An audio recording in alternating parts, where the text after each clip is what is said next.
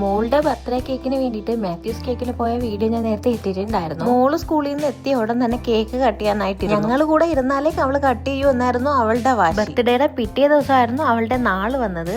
അപ്പോൾ ബർത്ത്ഡേക്ക് ഞങ്ങള് 3 പേര് മാത്രമായിട്ട് ഒരു കേക്കൊക്കെ മുറിച്ചാണ് ആഘോഷിച്ചത്. ഞാൻ കൂടെ ഇരുന്നപ്പോഴത്തേക്കും എന്റെ ഡ്രസ്സ് ശരിയല്ല, അത് മാറ്റിയിട്ട് വായുന്നായിരുന്നു അടുത്ത വരാൻ. പിന്നെ ഞാൻ ഡ്രസ്സൊക്കെ മാറ്റിയിട്ട് വന്ന് ഞങ്ങൾ 3 പേരും കൂടെ കേക്ക് കട്ട് ചെയ്തു.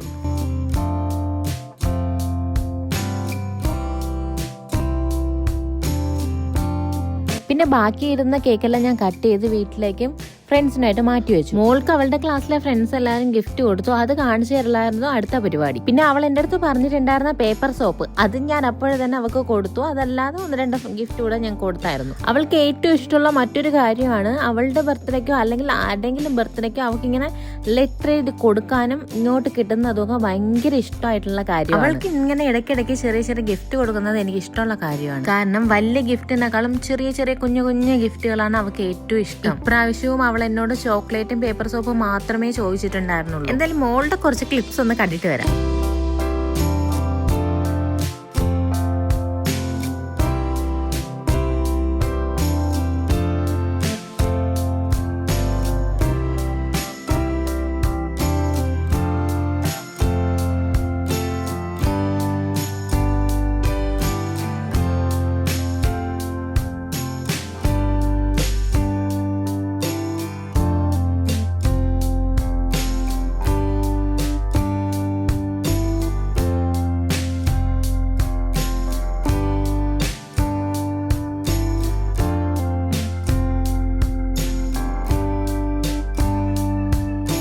എന്തായാലും അതൊക്കെ കഴിഞ്ഞിട്ട് നേരെ പോയത് വീട്ടിലേക്കാണ്. അവിടെ പോയപ്പോൾ അവളെ അമ്മൂമ്മ നോക്കിയിരിപ്പുണ്ടായിരുന്നു.